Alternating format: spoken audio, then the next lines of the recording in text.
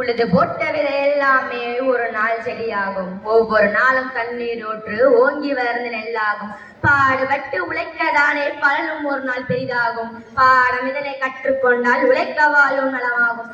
அவையோரே அதில் பெரியோரே, நாளைய வரலாறே, இன்றைய சிறியோரே, எதிர்கால மேதைகளே, பள்ளி மாணவர்களே, உங்களை அத்தனை பேரையும் வணங்கி பேச போகிறேன் கனவு இந்தியாவுக்குள் இறங்கி.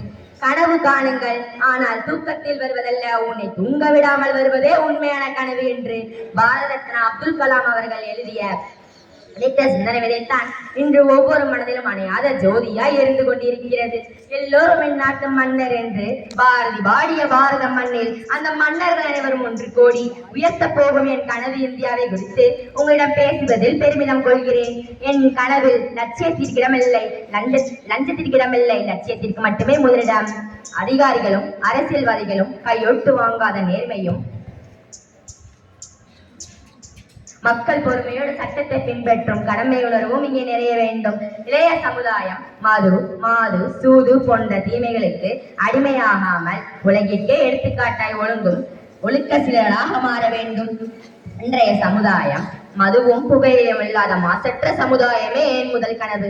கற்க கசட கற்பவை கற்ற பெண் நிற்கதற்கு தகை என்ற வள்ளுவனின் வாக்கிற்கு ஏற்ப வகுப்பறை என்பது வேறு மதிப்பெண் வாங்கப்படமாக மட்டுமில்லாமல் மனிதரை உருவாக்கும் உன்னத கூடமாக மாற வேண்டும். ஆசிரியர்களையும் பெற்றோர்களையும் உடன் பிறந்தவர்களையும் மதிக்கும் நற்பண்புகள் கல்வியே கற்றுத்தர வேண்டும். பெண்களை வெறும் உடலாக பார்க்காமல் உன்னதமான உயிராக மதிக்க என் பள்ளியே கற்றுத்தர வேண்டும். இதுவே என் கனவு கல்வியாகும். நெகிழி இல்லாத மனம் வேண்டும், நெகிழி இல்லாத வெள்ளம் வேண்டும்.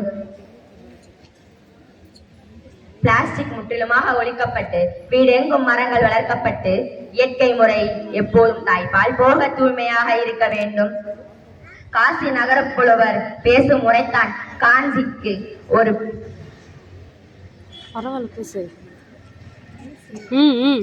காசி நகர் பேசும் முறைத்தான் காஞ்சியில் கேட்பதற்கோர் கல்வி செய்வோம் என்று அன்று பாரதி கண்ட கனவு என்று நினைவானது போல நான் கண்ட இந்தியாவின் கனவும் நிச்சயமாக ஒரு நாள் நினைவாகும். உலகிற்கே விஸ்வரூப இந்தியாவை நாம் அனைவரும் சேர்ந்து படைப்போம். பிறந்த பிறப்பினை நகழ்வாக்கி பண்பினை மண்ணில் நெஞ்சேற்றி நன்றியை நெஞ்சில் மீதைக்கு வாய்ப்புக்கு நன்றி அளித்த எல்லோருக்கும் நன்றி, வணக்கம்.